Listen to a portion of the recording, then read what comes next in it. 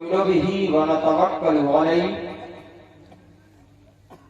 ونعوذ بالله من شرور أنفسنا ومن سيئات أعمالنا من يهده الله فلا مضل له ومن يضلله فلا هادي له ونشهد أن لا إله إلا الله وحده لا شريك له ونشهد أن سيدنا ومولانا محمدا عبده ورسوله أما بعد فأعوذ بالله من الشيطان الرجيم بسم الله الرحمن الرحيم فانكحوا ما طاب لكم من النساء وقال النبي صلى الله عليه وسلم النکاح من سنتی فمن رغب عن سنتی فلیس منی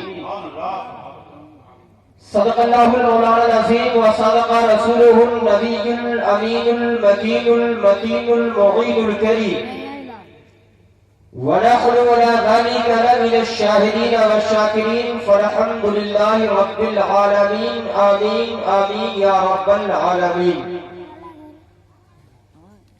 لائق مبارکباد ہے آپ تمامی حضرات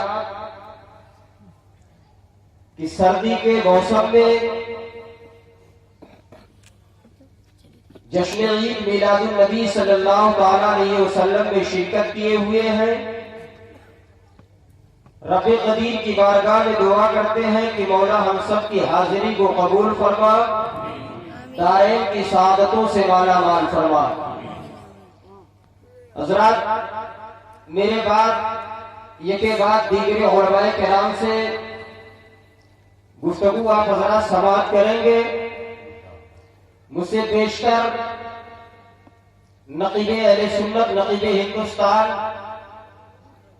برادر اکبر حضرت علامہ مولانا معین اختر صاحب قبلہ سے بڑے اچھے انداز میں نقابت سماعت کی. تھوڑی دیر کے لیے میں حاضر آیا. میں اپنی گفتگو کا آغاز سرکار سیدی اعلیٰ حضرت کے کلام سے کرتا ہوں. ارشاد فرماتے ہیں اللہ کی سرتابہ قدم شان ہے یہ. کیا کہنے بات، اللہ کی سرتابہ قدم شان ہے یہ. انسان ہی انسان وہ انسان ہے. یہ تو امام احمد رضا خان فاضل بریلوی کی بولی، لیکن قرآن ان کی شان کیا بیان کرتا ہے؟ قرآن یہ کہتا کیا ہے؟ تو اعلیٰ حضرت کی زبانی سنو. آپ فرماتے ہیں کہ قرآن تو ایمان بتاتا ہے انہیں، ایمان یہ کہتا ہے میری کیا کہنے تھا، ایمان یہ کہتا ہے میری جان ہے یہ. اور یقیناً آپ حضرات بڑی خاموشی کے ساتھ سن رہے ہیں. ایک شعر میں دے رہا ہوں، اس شعر کو جہاں نہیں پیش کیا کوئی مائی کا نام خاموش نہ رہا. دیکھتا ہوں وہ سونا کی دھرتی پہ کون خاموش ہے. مزاج وقت کا موسم بدلنے لگتا ہے، مزاج وقت کا موسم بدلنے لگتا ہے. اندھیرا کاٹ کر سورج نکلنے لگتا ہے.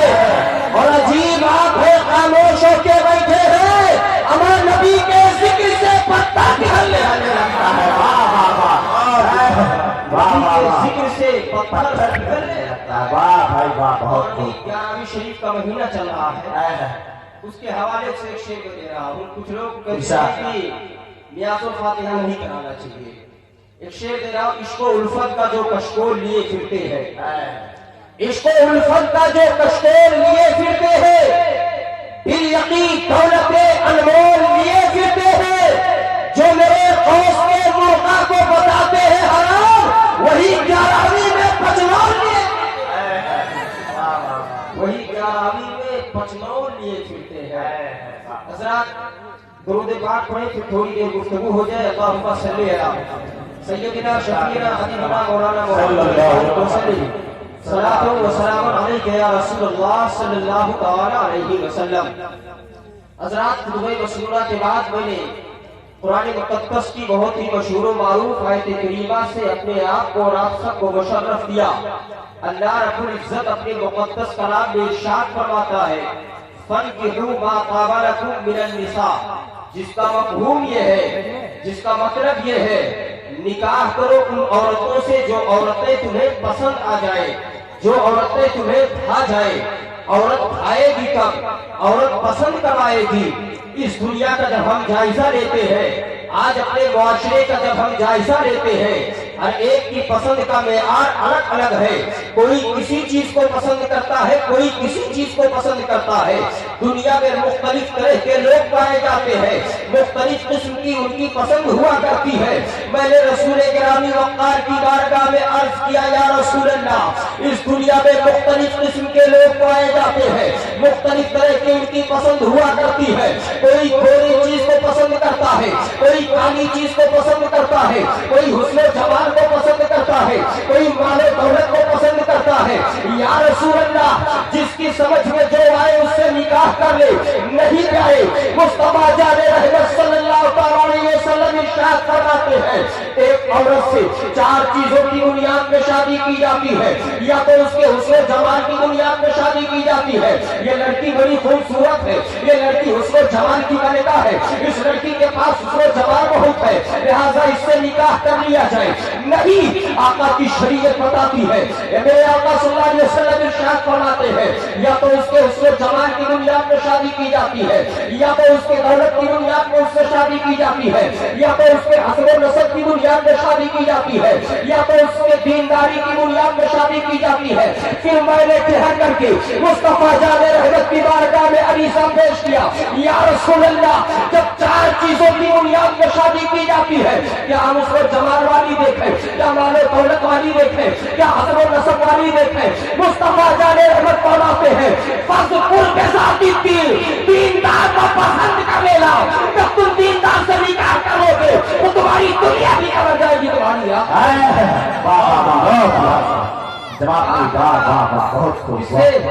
دیندار سے آج بڑی معذرت کے ساتھ میں بیان کروں پیارے، جشن شادی خانہ آبادی کا بورڈ تو لگایا جاتا ہے، جشن شادی خانہ آبادی تو ہوتی ہے، لیکن ایک نوجوان سے پوچھ لیا جائے، جس نوجوان کی شادی ہو چکی ہو اس نوجوان سے سوال کر لیا جائے، اے نوجوان ذرا ایک بات بتا دے کہ آخر جشن شادی خانہ آبادی، شادی سے تو گھر آباد ہوا کرتے ہیں، لیکن شادی سے گھر برباد کیوں ہو رہا ہے؟ شادی سے آخر گھر اجڑ کیوں رہا ہے؟ شادی سے آخر گھر جہنم کا نمونہ کیوں بن چکا ہے؟ نوجوان تو جواب نہ دے سکے گا، لیکن جب اس ماحول کا جائزہ لے لیں گے، جب اپنے معاشرے کا جائزہ لیں گے، جب اپنی سوسائٹی کا جائزہ لیں گے، نتیجے میں پہنچیں گے کہ ہم نے مال و دولت کو دیکھ لیا، حسن و جمال کو دیکھ لیا، تقویٰ ہم نے حسب و نسب کو دیکھ لیا، لیکن دینداری نہ دیکھی۔ جس دن تم دیندار لڑکی سے شادی کرو گے اس دن مظفر حسین علی بھی چیلنج کرتے جا رہا ہے، تمہارا گھر جو جہنم کا نمونہ بن چکا ہے، تمہارا گھر جنت کا گھر۔ واہ واہ واہ، حق ہے، واہ واہ، زندہ باد، زندہ باد۔ آپ دیکھیں جب تک دیندار لڑکی سے شادی ہوتی رہی تب تک گھر آباد ہوتے رہے۔ آج ہم مال و دولت دیکھتے ہیں، آؤ شیخ کرمانی کے پاس چلتے ہیں۔ شیخ کرمانی کی ذات محتاج تعارف نہیں ہے، حضرت شیخ کرمانی ہے، رئیس گھرانے میں پیدا ہوئے ہیں، رئیس خاندان میں پیدا ہوئے ہیں، ان کی ایک لوتی بیٹی ہے۔ اس وقت کا جو بادشاہ ہے، کرمان کا بادشاہ، شیخ کرمانی کے پاس ان کی بیٹی کے نکاح کے لیے پیغام بھیجتا ہے، آپ اپنی بیٹی کا رشتہ میرے ساتھ کر دیں۔ حضرت شیخ کرمانی سوچتے ہیں یہ بادشاہ ہے، اس کے یہاں حرام مال بھی آتا ہے، حلال مال بھی آتا ہے، اس کے یہاں حرام و حلال میں تمیز نہیں ہوتی ہے، پھر میری بیٹی جب اس بادشاہ کے یہاں جائے گی حرام و حلال میں تمیز نہ ہوگی۔ شیخ کرمانی اس قاصد سے کہتے ہیں مجھے 3 دن کی مہلت دے دے، 3 دن کے بعد میں فیصلہ کر کے بتاتا ہوں۔ ادھر حضرت شیخ کرمانی اپنی بیٹی کا رشتہ تلاش کرنے کے لیے کسی بازار کا سفر نہیں کرتے ہیں، کسی مارکیٹ میں نہیں جاتے ہیں، بلکہ چاہتے ہیں تو مسجد اللہ کے گھر میں جاتے ہیں۔ میں نے شیخ کرمانی سے عالم تصور میں سوال کر لیا، اے شیخ کرمانی آخر مسجد کو لے آپ کو جا رہے ہیں، مسجد میں رشتہ کیسے تلاش کر رہے ہیں؟ آج بھی ان کی تربت سے آواز آئے گی، اے پوچھنے والا سن، وجہ یہ ہے کہ جب مسجد میں جاؤں گا مجھے اگر علاقہ ملے گا تو دین मिलेगा। दीनदार लड़के से मैं अपनी बेटी का निकाह करूंगा।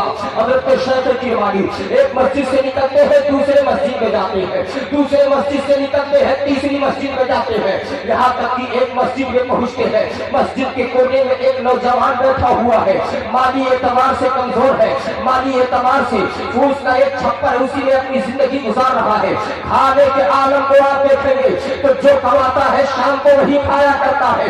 हजरत शेख किरमानी है, उनका वो शागिर्द है, अपने शागिर्द के पास जाते हैं और जाने के बाद कहते हैं, ए नौजवान क्या तू शादी नहीं करेगा? उस नौजवान ने अर्ज किया, हुजूर मैं शादी तो करूंगा, लेकिन कोई लड़की मुझसे शादी करने के लिए तैयार हो तब तो ना।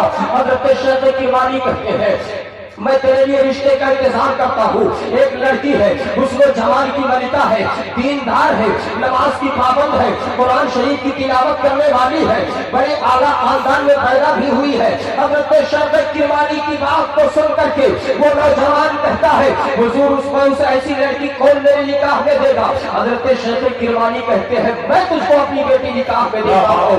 मेरे कौम के लोगों जरा बताना, आज बाप अपनी बेटी का रिश्ता तलाश करने के लिए, आज एक बाप जब अपने बेटे का रिश्ता तलाश करने के लिए किसी गांव में पहुंचता है, किसी के मकान पर पहुंचता है, ला करके जब उसके सामने मिठाई और पानी पेश की जाती है, हम उसके मकान के चारों तरफ देखना शुरू करते हैं। मिठाई देख लेते उम्दा किस्म की है, हमने रिश्ता तय कर दिया इसलिए कि ये रिश्ता हमारे लायक है। लेकिन याद रखना मुसलमानों, क्या कभी हमने ये भी गौर किया है, जिस पैसे से मिठाई आई है, आया वो रिश्ते हलाल से है या रिश्ते हराम से है?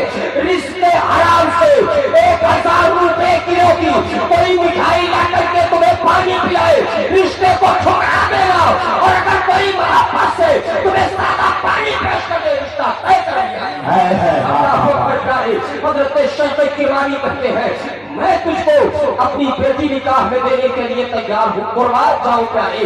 वो नौजवान कहता है, हुजूर आप मजाक तो नहीं कर रहे हैं? कहा नहीं, मैं अपनी बेटी का निकाह तेरे साथ कर दूंगा।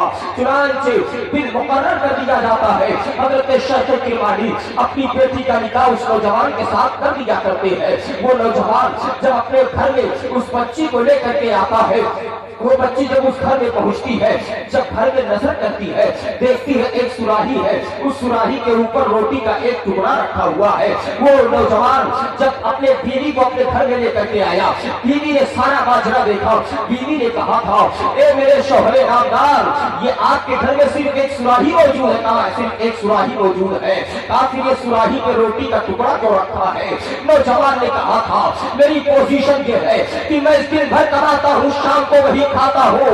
नौजवान ने कहा, आज मेरी शादी थी इसलिए मैं मजदूरी के लिए नहीं गया, हो सकता है कल मुझे यही खाना पड़े रोटी का टुकड़ा। जैसे ये जुमला नौजवान ने कहा, उसकी बीवी ने कहा था, ए नौजवान मेरे सरताज सुन लो, मैं आपके मकान में नहीं रह सकती। नौजवान ने जब ये जुमला सुना, पांव तले जमीन खिसक जाती है।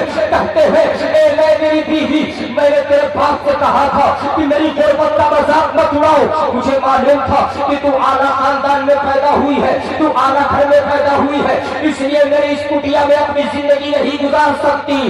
जो उस बच्ची ने जवाब दिया था, मेरे कौम की बेटियां अपने दिल की तख्ती पर नोट कर लेना, उस बच्ची ने कहा था, मेरे सरताज आप गलत सोच रहे हैं, बल्कि इस रोटी के टुकड़े को देख करके मैं आपके घर में नहीं रह सकती, इसलिए कि जिसका भरोसा रब की साथ में इतना नहीं कि जिस परवरदिगार ने मुझे आज गिराया है, वही परवरदिगार मुझे घर से रोटी का टुकड़ा निकल जाए तो फिर मैं रहने के लिए तैयार हूं। नौजवान कहता है, मेरी शरीक हयात समझे, फिर ये रोटी का टुकड़ा न रहेगा। चुनांचे वो नौजवान उस रोटी के टुकड़े को कायनात में दे दिया करता है। फिर जब मियां बीवी से जो बच्चा पैदा होता है, वो माता साहब बड़ी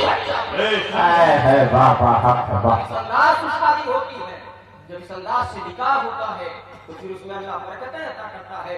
इसलिए अगर अपने बच्चे या अपनी बच्ची का रिश्ता तलाश करने जाए तो सबसे पहले देखें दीनदारी है कि नहीं, और सुन्नते मुस्तफा के मुताबिक शादी करें। सिर्फ इजाब कबूल करना यही सुन्नते मुस्तफा नहीं है कि शादी करना सुन्नते मुस्तफा, उसमें मरासिम देखें कि रसूमात क्या है, रसूमात को देखें। بحسن و خوبی شریعت مصطفیٰ نے جو دائرہ متعین کر دیا، اس دائرے کے اندر رہ کر کے، اس گھر کے اندر رہ کر کے آپ شادی کریں گے، انشاءاللہ وہ شادی خانہ آبادی بن جائے گی، اس شادی میں آپ کو کامیابی ملے گی، آپ کا گھر جنت کا نمونہ بنتا ہوا نظر آئے گا۔ بس اتنی چند کلمات پہ میں اپنی گفتگو ختم کر رہا ہوں۔ رب قدیر کی بارگاہ میں دعا ہے کہ مولا ہماری چند کلمات کو قبول و مقبول فرمائے، بولنے میں اگر کوئی غلطی ہوئی ہو تو اپنے پیارے حبیب صلی اللہ علیہ وسلم کے سپر و توسل سے معاف فرمائے۔ استغفر اللہ ربی من کل ذنب واتوب الیہ۔ خوب کی سیر چمن پھول چنی شان رہے، باغ بجاتا ہو گلشن اور آباد رہے، برج ہنا پہ لکھتا ہوں درد دل کی بات، شاید کی رفتہ رفتہ رہے دل ربا کے ہاتھ، لے کے ہاتھ میں محبت کا چراغ، وما علینا الا البلاغ وما توفیقی الا باللہ۔ السلام علیکم ورحمۃ اللہ۔